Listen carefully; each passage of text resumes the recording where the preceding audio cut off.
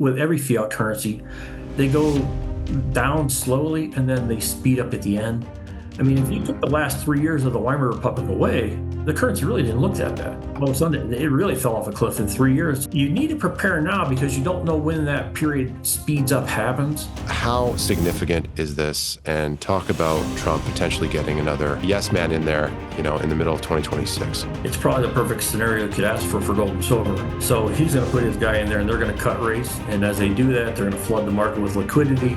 And what's a better environment for gold and silver than that? And that's what I would tell investors to do right now. Get your hay in the barn. Get prepared, have a plan. And then when the crisis comes, it's not the end of the world. You just execute your plan.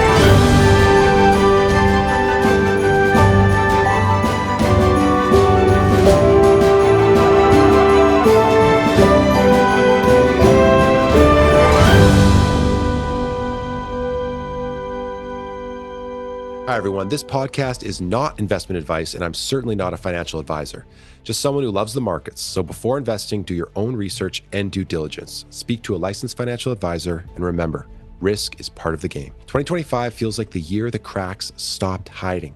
Gold and silver have finally broken out after years of consolidation, confirming what the debt, deficits, and charts have been warning about for a long time. At the same time, the Federal Reserve has quietly returned to large-scale liquidity support, injecting roughly $40 billion per month back into the system, buying short-term bonds to help manage market liquidity levels. Meanwhile, a new Fed chair is set to come in 2026 and will be tasked with holding together an economy built on leverage, confidence, and stimulus. As we move into 2026, it seems like the stakes are rising fast. Silver is beginning to emerge from gold's shadow, mining stocks are waking up from a long hibernation, and the monetary regime is shifting back towards QE and currency debasement. Today, I'm joined by Thomas Parilla to break down what this means for precious metals, miners, and retail investors trying to position before the next major capital rotation takes hold. Thomas is the president of Parilla Investment Group and a seasoned investor and macro thinker with a deep focus on risk, capital preservation, and asymmetric opportunities. His work reflects a disciplined approach to markets shaped by cycles of volatility and real-world constraints, exactly the kind of perspective investors need in today's environment. Tom, it's a pleasure to have you on. Welcome to the show. Thanks, Alexander. Happy holidays. Yeah, you as well. Merry Christmas. So, what is the most important thing investors need to pay attention to right now? I was looking at this. I don't even know where to start, from Japanese bond yields flirting with 2%, precious metals, QE, starting up again. What's the most important factor driving your investment decisions today? I think for the average investor out there, the first question should be time frame. Do you have enough time? I mean, if you're talking, hey, I've got some money and in 3 years I'm going to use it for my kids' my kids' college. Yeah. Well, that changes the whole investment perspective on it. From a long-term perspective, I follow a 90-10 barbell, and that's very strange compared to other people probably. But I like 90% in physical metals, gold, silver, platinum, and then 10% I use for me personally for exploration miners. But that's the part where you want to, maybe you use paper and you go out and you look for things that you enjoy researching and that you want to try to maybe make a little larger return on. But I want 90% of it in physical metals. Wow. So you're 100% invested either in physical metals or junior miners. Yeah, I'm all in the mining sector. It's how long have you followed that strategy? Yeah, I think I started mining when gold was below 1,200. And I think it was actually closer to maybe even 1,050 at the time. Right. So it's a long time. But like 10 years ago, like when gold sort of bottomed out, like after 2011, like in 2013, 2014 is sort of when you started this strategy? I got my Series 24 license back in 1994 with Morgan Stanley. And actually, back in those days, I was mainly a muni bond broker. I was the largest muni bond broker in the history of this region. So if you were a high net worth guy, you got your tax-free bond from me probably. I morphed into the mining sector really when I saw Barack Obama in as president. And I don't want to make this a political interview, but I could see the way the spending was going on, and there was no checks and balances in place. No one cared about the national debt, and it was just going up by the day. And I thought, well, there's only one place to be, and that's going to be precious metals, because you're going to see the dollar devalued over time. And now it's starting to pick up. Now people are paying attention. The debt's up at 38 trillion. Back in the old days, it was a big deal when you first broke $1 trillion. You Yeah. know, people went from talking billions to trillions. Yeah. Yeah. And it went on for so many years without a huge thing. You kept waiting for that, that moment, the straw that broke the camel's back. And Hmm. it didn't come. But now you can kind of see how things are coming together. You can't put debt on top of fiat currency forever. Sooner or later, it Yeah. collapses. Yeah. And we're in the early stages of that happening. So for me, I'd prefer not to hold very much paper long term at all. So Hmm. I just keep 9%, 10% of it goes into the exploration miners because I think we're at the right part of the cycle for the exploration miners. The Hmm. way it typically works is, the price of gold and silver takes off first, all the miners lag, and then the producers take off, like Newmont had a great Yeah. year. And then Hmm. the very last day is typically the exploration miners because the producers start to run low on supply and they start looking for it. And where do you look? You look for the explorers. So I Yeah. think that's the next stage that we're heading for. Hmm. But yeah, I don't see any way around it. I mean, the debt's not going to slow down. It keeps going up no Hmm. matter who's the president. Yeah. And we're going down the same path where sooner or later we're going to have a new currency put back in place where we kind of revert back to 1971 and Hmm. try to reverse the mistake that we made here and go back to some type of a gold standard. Now, this Hmm. time, I think it will be maybe a little better system where it's a basket of commodities, but gold is the anchor. Right. Um, and people are beginning to learn. I mean, hey, let's face it. I mean, Nixon just flat out lied to us, all of us. The Hmm. dollar you have today will be worth the same dollar tomorrow. Yeah. Well, from a legal perspective, yeah, his attorney probably told him to say that because it's correct. It's the same dollar, but the purchasing power has been eroded. You Yeah. lost 98.5% of your purchasing power since 1971, and it's only going to get worse. That's the part people have to prepare for. You talked about the moment you lost faith in fiat currency. How fast do you think, the purchasing power is going to erode from here? Some people have a 50 handle, target for the dollar index. Other people are saying, it's going to lose 75% of its value in the next 5, 10 years. How quickly is the dollar going to lose its value? Well, my model has the dollar index going down to about 90, fairly short term, and maybe even in this quantitative easing and rate cut cycle Hmm. sometime in early 2026. But then I see it going on to about 70 within the next 3 to 5 years. So I think the Fed has done a pretty good job with the Treasury of trying to massage it so we don't just fall off a cliff. And Hmm. that's what you hope happens as the dollar implodes. It's a planned implosion, and then we have a Bretton Woods moment, and we change to a new currency. What you Hmm. don't want to have happen is you wake up one morning and there's a shock overseas in Asia, and then all of a sudden you've got chaos. So I think it's short term. I think we're in the end game. We're beginning the end game, but I don't think Hmm. we're there. And as we've seen with the COMEX, we've seen with the Fed, there's some pretty smart people there who have been able to massage this for a long time. But Yeah. even in that case, you can only kick the can down the road for so long, and then Yeah. sooner or later, you have to face up. So, So I would say short term, but not that short term. And it's like everything you look at with every fiat currency, they go down slowly and then they speed up at the end.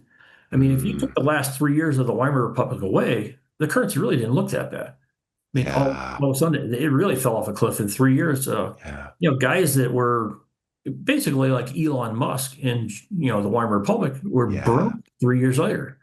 I So know. that's the Yeah. thing. You need to prepare now because you don't know when that period speeds up happens. And if you Yeah. don't have the insurance, You yeah, can't if you be don't, late. You can't be a month or two months late. You can't be late at all. You have to be positioned. yeah. Yeah, it's amazing you bring that up. There's so many great books written on the Weimar Republic, but I mean, everyone, like you said, they were loving the inflation, in 1919 and 1920, and about sometime, I think late 2021, it started to go vertical, and yeah, it got ugly quick when that confidence goes. Are you of the mind that the U.S. dollar will be one of the last currencies standing, or do you think that it's going to capitulate quicker? Yeah, I think it'll be the last one standing. Okay. You see what's going on in Japan, it's a mess. You see what's going on in Germany, the UK. Hmm. There isn't one place you can point to and say, hey, that's a shining star. Yeah. It'll be the last one. I think that's why it's probably held up. Right now, I think the last trade on was the index was 98.01. Yeah. Earlier this week, it was 99. So it came down a little bit this week. But when there's nothing else to invest in, people will come to that. But Yeah. in the end, it's still a fiat currency with 38 plus trillion in debt sitting on top of it. So it'll be the last one to go, but it'll go as well. Let's talk about, QE getting fired back up today, actually, December 12th. It started again, 40 billion a month, short-term bonds. They're back in there as the buyer of last resort. How significant is this? And talk about, Trump potentially getting a yes man in there, in the middle of 2026. It's probably the perfect scenario you could ask for gold and silver. Yeah. He's going to put his guy in place. And the way the Trump economy works is low energy prices and low interest rates. That makes it home. So he's going to put his guy in there and they're going to cut rates. And as they do that, they're going to flood the market with liquidity. And what's a better environment for gold and silver than that? So really, I think quantitative easing, I know they're saying it just started, but I think the Fed's really been kind of doing it for a while now. They've been using Mm, that repo market sort of as almost like a stealth bank bailout. yeah. And really, I saw 12.5 billion was bought back by the Fed on December 3rd. Mm, So I know they didn't call that quantitative easing, but what is it? You go in and buy 12.5 billion of your own debt, it's quantitative easing. yeah. So I think it'll continue. I don't think they have any choice. And I think the problem is with every country, when they start quantitative easing, once you start, you can't stop. Because if you stop, you're going to have market chaos and you're going to have a meltdown. So they're going to Mhm. have to keep this up all the way to the end just to keep the markets fluid and so you don't have a crisis until it ends. Yeah. You know, you talked about the end game, the beginnings of the end game, and losing confidence and sort of how quickly it can happen. Can you give us any more of sort of this timeline as we head into 2026? Yeah, I mean, you have some short-term targets for the dollar there. So within about 2 years, you're seeing it come off to about 70, the dollar Yeah. index. But how quickly, I mean, could the dollar lose confidence before that? Could we lose confidence in 2026? Yeah, you could always have some crisis come up, and that's the thing that happens. It's always, that old saying, you don't get knocked out by the punch you see coming. Mm, So that's why you want to prepare for it. But there's always that one you don't see coming. That's the one you got to worry about. Do you wake up one morning and maybe the Saudis side with the Chinese and they have a Chinese, a yuan, a petro yuan? Do the Chinese come out with their own gold-backed currency or a brick-backed currency? yeah, Those are the things you have to be concerned about that would just pop up from out of the blue. But otherwise, as long as you plan for it, you see it coming, you're not going to get, surprised by it. So yeah, I would say that would be the biggest fear that you have some type of an economic calamity that happens in the middle of the night overseas, and then that spreads. And the other, there's some other wild cards. What happens down in Venezuela? What happens in Taiwan? I mean, Taiwan will happen just one morning. You'll wake up and there it is. There's going to be a blockade around it, and they're going to go in. yeah, And that's going to be incredible. Markets are going to wake up at 9:30. We might probably have the markets halted, I would imagine, and yeah. then wait, try to calm things down. But there's always those things that you can't control. But Hmm. what I try to do is have my plan in place so I can just execute it. Yeah, when I was a kid, we had an old football coach on Thursday night. He'd always say to us, "Well, the hay's in the barn." Yeah, so Mm, we'd done our work for the week. We were ready. Don't worry about it. yeah. Come out Friday night and just execute your plan. And that's what I would tell investors to do right now. Get your hay in the barn. Get prepared, Mm, have a plan. And then when the crisis comes, it's not the end of the world to you. You just execute your plan. Here's what we're going to do, A, B, C. And I always did that at work. Every night before I left work, I planned out my entire day on an index card on my desk, down to the mm, last every 30 minutes all day long.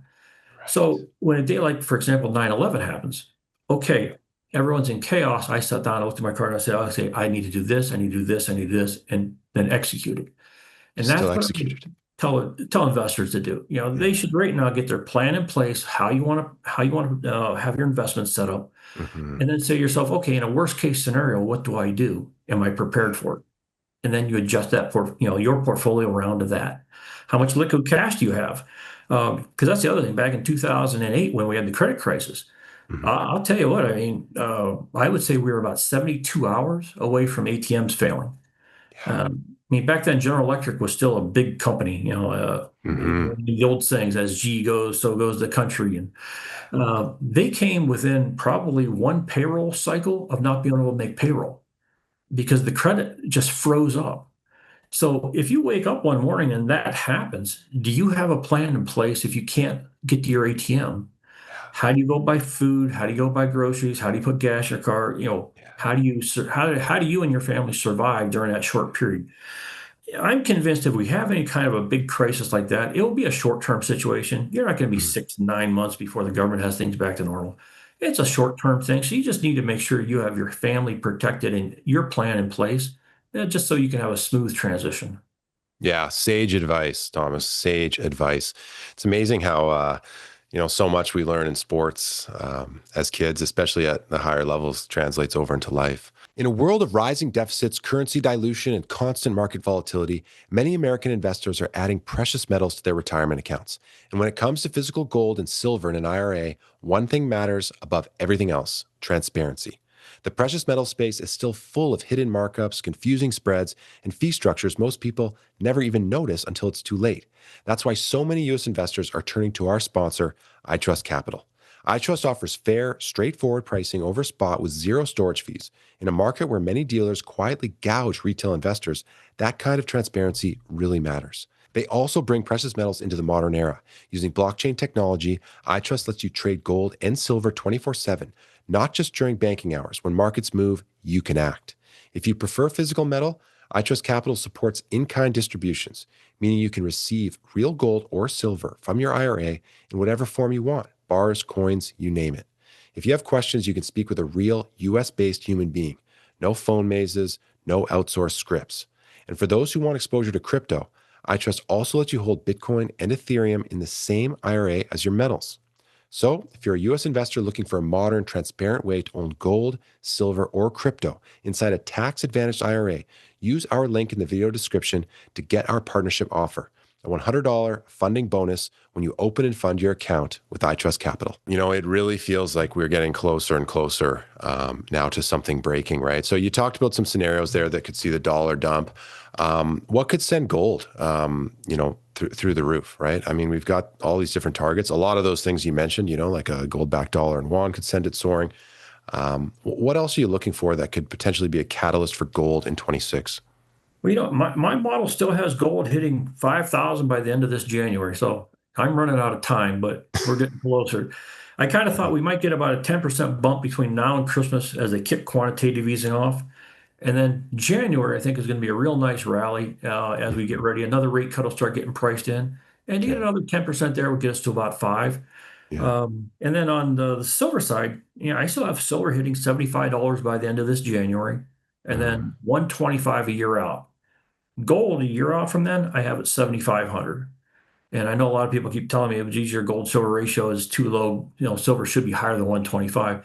It very well might be. I mean, it's a tight market. There's Mhm. no supply of silver out there. I mean, I talk to just about every, major Let's mine in North let's talk America. about that. Yeah, I hear the COMEX is cold calling miners trying to get supply, and I mean it's crazy.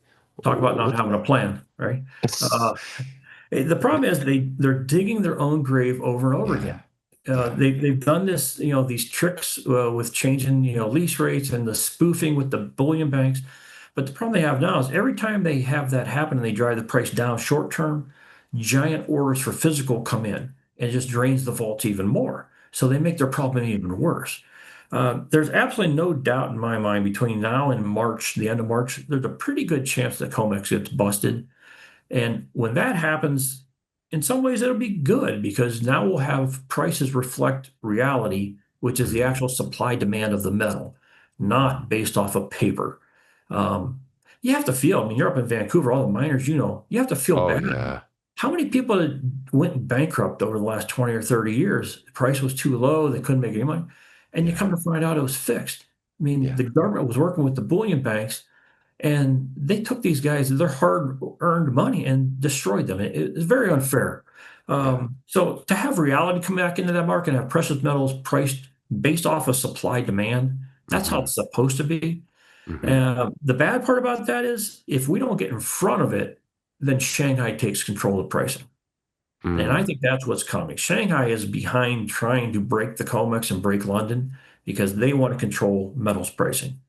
Hmm. And if that happens, then, I think from that point forward, it's going to reflect whatever, the price of physical metal should be. Do you think that's part of sort of an underlying move to become the new world reserve currency? Absolutely. Yeah, Yeah. absolutely. It's really kind of like the beginning shots potentially of World War III. They always Yeah. start out as a financial battle first. Hmm. I think they would really like to control the pricing of precious metals, take that away from the US and away from London, and then take the reserve currency. And all of a sudden, you've got the Chinese yuan as the world's reserve currency. Hmm. I would say I see so many similarities from growing up with the Soviet Union to Hmm. China. Right. It's not strength that matters, it's the projection of strength. And we've watched the Chinese GDP numbers are a joke. I mean, they Yeah. build entire cities that are ghost cities, Yeah. and construction workers, cement, dump trucks, all goes into GDP. And then a few Hmm. years later, they come in and they knock them down. And same thing, explosive experts, all Yeah. that goes into GDP. Yeah. And they didn't create anything, but they gave Hmm. the projection of power. And I Hmm. think that's their plan. If they can fool the world long enough, gain control of pricing, put their currency in as the reserve currency, maybe they can actually turn, fake it till you make it. Maybe they could actually make Hey, it. man, perception is reality. I mean, look at everyone on their phones. It's not going to be the hardest trick in the world, right? Let's talk about Japan because I think that plays into. I've been watching these yields spike like everybody else over the last, few months. And in some ways, their bond market they're almost the weakest, most susceptible to an attack. Do you think that is also, a move by China maybe and the BRICS to destabilize the West and Absolutely. by taking down Japan first? I think rather than they kind of taken a playbook out of the Cold War, rather than attacking us directly, they try to take the legs out from under the chair. And that's Yeah. Japan, England, Germany, the closest Yeah. allies we probably have. So Yeah. that's for sure. But that also has a huge effect on our bond market. If you notice, our 10-year rate now is back up to 4.18%. But if the Japanese rates are going up, it takes away demand for ours because now all of a sudden you've got a competitor that's the one Yeah. might buy their bond. So that Hmm. puts pressure on our bond, and then you're in a situation also where the Japanese are going to start raising rates. We're lowering rates. You would have to assume our currency is going to go lower. And that's why I have that index going down to about 90 because I think you're going to have some real short-term pressure on our index, but Hmm. longer term the Japanese economy right now is really in shambles. Again, if the Chinese really leaned on them hard enough, I think that could cause a massive crisis there. Yeah. And I mean, not only serving as competition for our debt, but, literally bankrupting the country just due to the interest, right, on the bonds, right? I mean, they can't afford, 2, 3% on that debt, right? I mean, And same thing anyways, in the United States' case. We've got so much debt that's coming due and rolling over right now. The yeah. last thing we want is higher interest rates because, again, it just starts eating into it.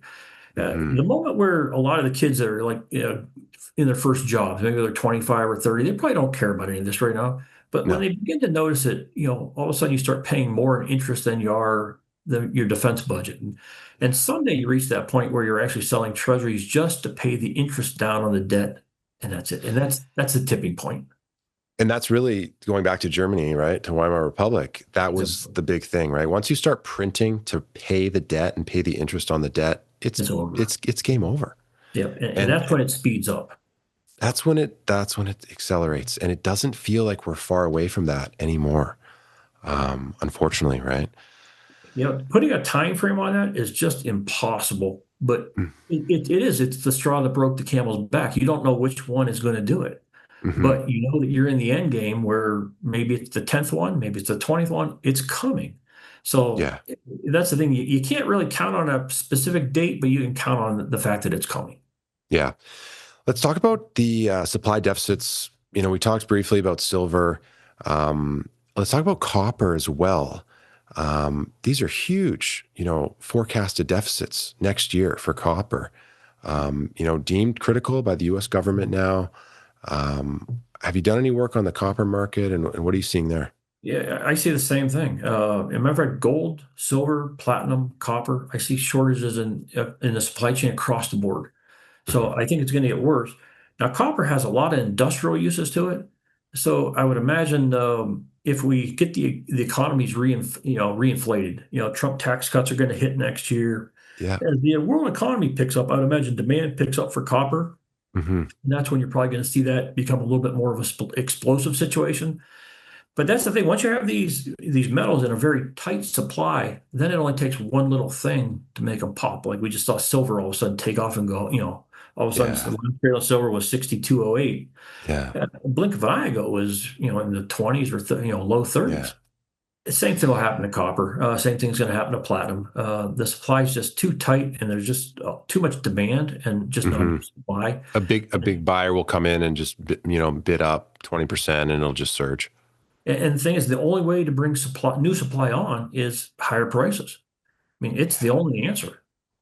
Because there's a lot of mines in the United States and Canada that aren't feasible to operate now, but you move Hmm. prices up 30%, 50%, another group of mines can come online. I mean, Hmm. I've seen some beautiful gold mines that maybe had as much as like $1 billion inferred in the ground, gold in the ground, but it was almost after you did the feasibility study, it was almost $1 billion to get it out. But Right. what happens when gold goes from here to 6,000? It changes everything. Maybe that mine is feasible, but Hmm. that still takes time. You got to get in there, then develop the mine, bring it online. It still takes years, but at least you're in the process of bringing new supply on board. So Hmm. that's what is going to drive price, and that's how a normal market is supposed to work. When you have a Yeah. supply deficit, the prices go higher. That should Hmm. slow demand somewhat, Yeah. and then it spurs exploration, and that brings new supply onto the market, which should help stabilize prices. You would hope. Absolutely. You talked about being 90% in hard assets in these different precious metals. What's the breakdown? Like, are you comfortable giving us that breakdown? Are you largely in Yeah, gold or? if right, I'd say almost 33% across the board, gold, silver, platinum. Um, Okay. some of the other metals, it's just too impossible to hold some of the things. If you want to do like Right. rhodium, good luck. I mean, Hmm. rhodium's actually a real kind of a tricky thing to pull out. I know guys that have Yeah. ore concentrate piles with tons of rhodium in it, which is really expensive, but you got to try to extract it from it, which it's really a difficult Yeah. process. Maybe a plasma extractor might work on it, Yeah. but other than that, it's pretty hard to get it out of there sometimes. Yeah. So yeah, I stick to real basic things, just gold, silver, platinum for me. Um, Platinum's been pretty unloved. You don't hear too much about it. Talk to us about that. What's your investment thesis there? Why do you like it so much? It's the same thing, especially like when the electric vehicles were, being pushed here in North America. Yeah, you had to have a certain amount of platinum, silver, copper, lithium, Yeah. just to make the things run. And right now, I see one of the things that makes me interested about it, again, is just the supply demand of it. The supply Hmm. is extremely tight in platinum right now, just like it is in gold and silver. So it Hmm. would make sense at some point you're going to see it follow the same path. Okay. So I wouldn't try to guess between the three. I try to just spread the eggs across at 33% apiece. Yeah. And then what will happen is they'll rotate. Platinum will be the leader for a while, and gold might lag. Silver lagged for a long time. Now it's the Hmm. leader. So try not to outsmart yourself and just Yeah. stick with the basic I, plan. I was just gonna say, Thomas, it's incredible. You've just totally simplified the investing game. You lost confidence in fiat currency. You went all in on hard assets and metals. You had to wait for a few years, but they're all outperforming everything. And you didn't get caught up in one metal. You kind of just spread it across the three. Do you get some exposure to copper and some of these other metals through the 10% that's in the juniors? Yeah, exactly. Yeah. Okay, and that's how you do that. Yeah. Other than that, Fascinating. it's just, you'd actually have to Yeah, have a warehouse for copper. So yeah. And then what? You that's just one keep way. you just keep enough fiat, to pay your bills and live, Right. but your entire investment portfolio is the metals and the miners. And what I would encourage people to do that 10% in the exploration miners, if you make a lot of those stocks will run up quite a bit. You might see, 150, 200% moves on some of those in bull markets. Yeah, Then use that as a feeder system. Take those profits in and then plow that back into physical metals. So yeah, you're not just adding on to your fiat pile, you're adding on to your physical metal pile. yeah. You maintain that ratio and keep it balanced. If the juniors get up to 12, 15%, you just trim and then reallocate. Yeah, and that's the hard part for people. If you look back throughout history, when the exploration miners they lag and lag and lag, and most people Hmm. give up on them, and then they Yes. just explode. And you Yeah. can have gains there that could be, 1,200, 1,500%. So I would encourage people on that side, on the exploration miners, do your homework. Look at the drill results. Yeah. Look at the share structure. Are there half a billion shares outstanding, or are there 60 million shares outstanding?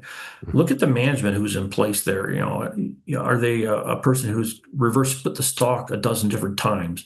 So I try to find guys that are high in integrity for management, and then I look at their properties and I want to see what they've got in the ground with their drill results. If they have a Hmm. 43-1 and a 101 in place, I want to look at the 43-101 and see what they've got in place there. Hmm. Because that stuff's in black and white. There's no hype to it. It's not a press release. I can just read what's there. And that's available to anybody out there. You can just sit there and, it's sometimes a little bit boring, but you can go through the drill results and, and then make your own minds up on what miners you want to Yeah. buy. You can also call the company, right? A lot of times they've got an IR rep who's just sitting around, and sometimes you can even get a hold of the CEO and hear it right from the horse's mouth, right? On LinkedIn, I probably have met just about initially, I met just about every CEO there was in North America that was a miner. And they're typically the nicest guys in the world. I mean, Yeah. that's the nice part about the mining sector. It really is just salt of the earth guys that are Yeah. working hard. I mean, a lot of them Hmm. work sun up to sundown. And Yeah. those exploration miners, that old saying like the American, gumption, Yeah. that's what they have. They're up in Canada, most of them, but I mean, they have that idea. It's a thought. Yeah. They're staking their claim in the world. They're taking their shot. I have a lot of Yeah. those miners up there, like in the Golden Triangle. I mean, they're up there and they're Yeah. saying, "Hey, I believe in the property. I'm going to stake Yeah. my entire life savings on it because I think I know what's here." Yeah, Hmm. I like guys like that, and I also look at what their burn ratio is, how because that tells you a lot about the CO too. There's a couple of miners up there that I look at, and one they butt right up against each other, so they Hmm. share drill teams. So the one Right. team they save 30% on their drill costs. Wow. If you're looking at a burn ratio, and all of a sudden this company's saving 30% on the drill cost, that tells me, well, that CEO is being very cautious with his money, and he's Hmm. frugal and he's stretching every nickel. And Yeah. that tells you a lot about how he's going to treat his shareholders too. Yeah. So Absolutely. Absolutely. Yeah, there's a real spirit of adventure. Those wildcatters who go out into the wilderness and stake that ground. I mean, that's how Canada and the U.S. right was made, right? I It's love cool. it. Yeah, Yeah, I really love it, and I pull for those guys yeah. because they're taking their shot in life, and God bless them, go for it. In a world of rising deficits, currency dilution, and constant market volatility, many American investors are adding precious metals to their retirement accounts. And when it comes to physical gold and silver in an IRA, one thing matters above everything else: transparency. The precious metal space is still full of hidden markups, confusing spreads, and fee structures most people never even notice until it's too late. That's why so many U.S. investors are turning to our sponsor, iTrustCapital. iTrust offers fair, straightforward pricing over spot with zero storage fees. In a market where many dealers quietly gouge retail investors, that kind of transparency really matters. They also bring precious metals into the modern era. Using blockchain technology, iTrust lets you trade gold and silver 24/7, not just during banking hours. When markets move, you can act. If you prefer physical metal, iTrust Capital supports in-kind distributions, meaning you can receive real gold or silver from your IRA in whatever form you want: bars, coins, you name it. If you have questions, you can speak with a real US-based human being. No phone mazes, no outsourced scripts. And for those who want exposure to crypto, iTrust also lets you hold Bitcoin and Ethereum in the same IRA as your metals. So, if you're a US investor looking for a modern, transparent way to own gold, silver, or crypto inside a tax advantaged IRA, use our link in the video description to get our partnership offer: a $100 funding bonus when you open and fund your account with iTrust Capital. Last year we had a really good year in gold, silver, precious metals. This year we've had Yeah. another one. I would encourage people not to look at this as just a one-trick pony. This is a maybe even a 10-year bull market in metals. Yeah. So don't be too fast to pull the trigger and sell. Just try to hold your investments and let this Yeah. thing play out. We're at the right part of the cycle. Interest rates are coming down. Quantitative easing is kicking off. We should be in for a really nice next year. Yeah. So you're obviously of the mind that this is a secular bull market and we're going to have a continued fantastic rally in the metals. 100%. Yeah, I don't see any reason for that to stop. Yeah. It's going to continue to go up. Interest rates are going to come down. Quantitative easing is going to go full blown. And watch the repo markets here in the United States. I know we've got some serious bank issues, Yeah. and that's the thing. When you watch that 10-year bond note creeping up in yield, that tells you also the unrealized losses at the regional banks in the United States are going up as well because they hold a lot of treasuries. And Mm, they also hold a lot of very bad commercial real estate loans. So it's like a mm, 1-2 punch to the regional banks. So right. the higher those rates go, the more stress that comes in. And now that's a situation where you could see something happen from out of the blue. You wake up and another bank goes down. So you've got some potential bailouts on the horizon in 26 or 2027. Yeah, I think the bailouts have, to some extent, been going on through the repo market now, where they're Hmm. coming in, they're trying to back the treasuries at the bank through the repo market. Yeah. But you can only do that for so long. And on the commercial real estate side, they always follow that extend and pretend, where Hmm. you write a bad loan, it's going to go into default. You don't do it because then that Hmm. goes from an unrealized loss to a realized loss. So Right. you just modify the loan and push it out farther.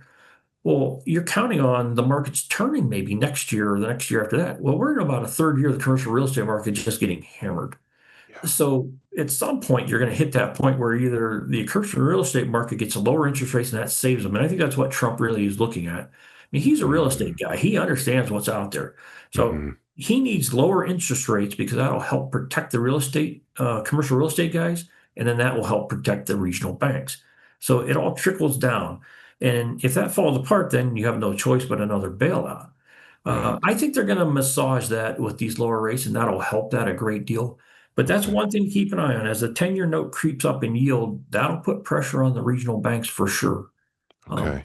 right now, they're Okay. saying Yeah. they have about 350, I think 350 billion in unrealized losses, but I think that's going to go higher. Yeah. As they roll over. You know, a lot of mining investors are, they have a strategy in place. They're obviously elated. It's been an incredible year, incredible run up. I'm like you. I don't see any other way than, continued debasement of these currencies, and I think the metals are going to continue to rise for years. But what's your exit strategy? When do you know how to sell? And then what do you transition into, right? I mean, it's not going to be easy to sell if things are falling apart and fiat currencies are turning into, play money and gold and silver in the stratosphere. I mean, what is your exit strategy? Well, there's going to be a period of time where just probably maybe going to hunker down and Okay. ride it out. Yeah. But I think they're going to try everything they can not to have it be a chaos situation Hmm. where I think you're going to have another Bretton Woods type of a meeting and they're going to come out with a new currency. And in that Right. case, they're just going to exchange it from the fiat currency back to some type of a gold-backed currency.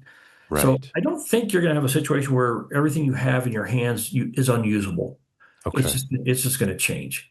But during that period of time, yeah, there's going to be some periods where maybe some things are locked up. Maybe ATMs, maybe you do have a bank holiday, but Hmm. those kinds of things usually are only short term. Maybe it's just a weekend, 4-day holiday, and they come out with the new currency the following week, and you're back up and rolling.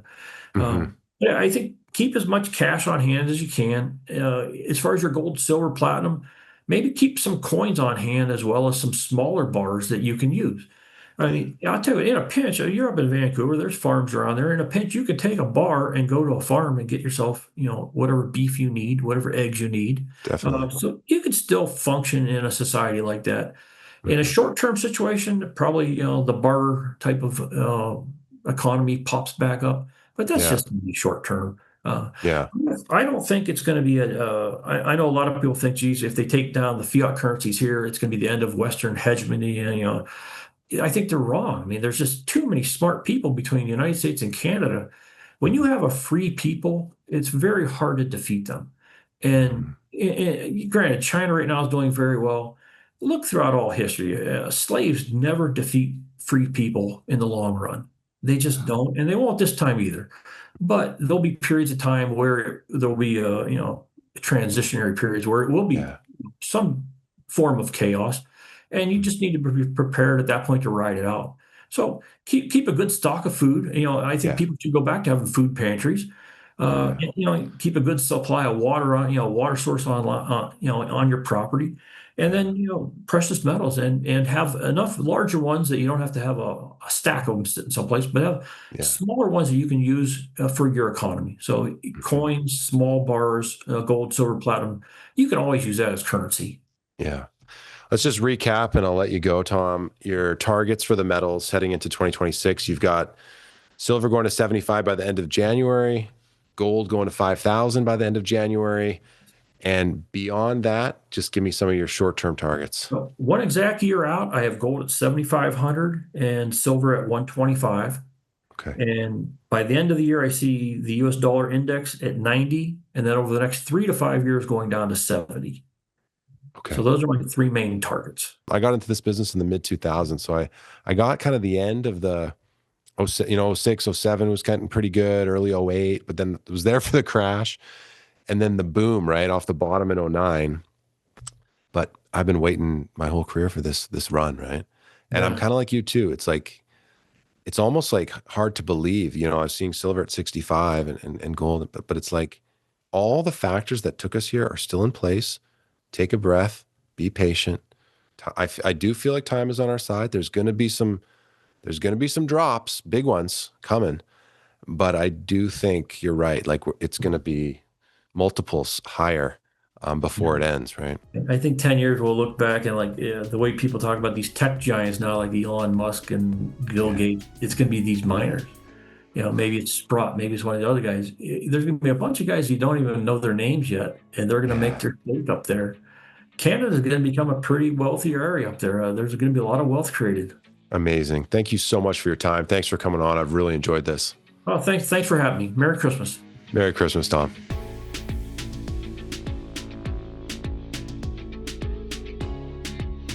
Hi, everyone. This podcast is not investment advice, and I'm certainly not a financial advisor, just someone who loves the markets. So before investing, do your own research and due diligence. Speak to a licensed financial advisor, and remember, risk is part of the game.